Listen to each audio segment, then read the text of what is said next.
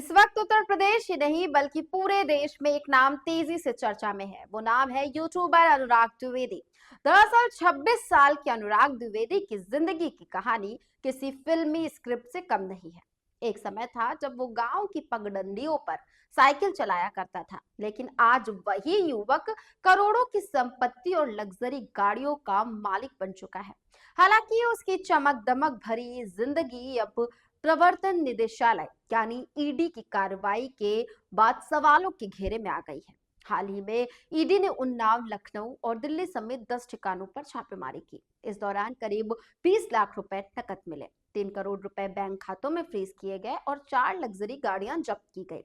इसके अलावा दुबई में रियल एस्टेट निवेश हवाला के जरिए पैसे भेजने और अवैध सट्टाबाजी के आरोप भी लगाए गए हैं। अगर अनुराग की शुरुआती जिंदगी की बात करें तो उसका जन्म साल 1999 में हुआ था। उसने लखनऊ के सीएमएस स्कूल से 8वीं तक की पढ़ाई की। इसके बाद 9वीं में दाखिला तो लिया, लेकिन पढ़ाई में मन नहीं लगा, इसलिए वो पढ़ाई छोड़कर वापस उन्नाव आ गया। बाद में आदर्श विद्या मंदिर और फिर जेपी कॉन्वेंट स्कूल से किसी तरह उसने 9वीं तक की पढ़ाई पूरी की, लेकिन इसके बाद उसने पढ़ाई पूरी तरह छोड़ दी। वहीं अनुराग के पिता लक्ष्मीनाथ द्विवेदी उन्नाव के नवाबगंज इलाके में एक मेडिकल स्टोर चलाते हैं। ये दुकान उन्होंने साल 2005 में खोली थी। परिवार सामान्य था और आमदनी भी सीमित थी, लेकिन अनुराग का झुकाव पढ़ाई से ज्यादा मोबाइल और तकनीक की तरफ था। दरअसल एक चौंकाने वाला खुलासा खुद उसके पिता ने किया। उन्होंने बताया कि अनुराग ने किशोर उम्र में अपने चाचा की सोने की चेन चुराई थी और उसे बेचकर मोबाइल फोन खरीदा था। बाद में जब घर वालों को इसकी जानकारी हुई तो सभी हैरान रह गए, लेकिन इसी मोबाइल से अनुराग की किस्मत ने करवट ली। इसी फोन से अनुराग ने यूट्यूब चैनल शुरू किया। शुरुआत में उसके चैनल पर सिर्फ 3,500 सब्सक्राइबर थे, लेकिन धीरे धीरे सोशल मीडिया पर उसकी फैन फॉलोइंग बढ़ती चली गई। इसके बाद ऑनलाइन गेमिंग, सट्टेबाजी एप्स और प्रमोशन से उसकी कमाई तेजी से बढ़ी।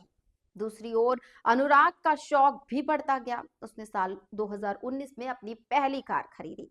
इसके बाद लगभग हर साल नई गाड़ियां लेता गया। उसके पास डिजायर से लेकर बीएमडब्ल्यू, मर्सिडीज, थार, डिफेंडर और यहाँ तक कि लैम्बोर्गिनी जैसी लग्जरी कारें भी रही हैं। हालांकि बाद में आमदनी घटने पर उसे कुछ गाड़ियां बेचनी भी पड़ी।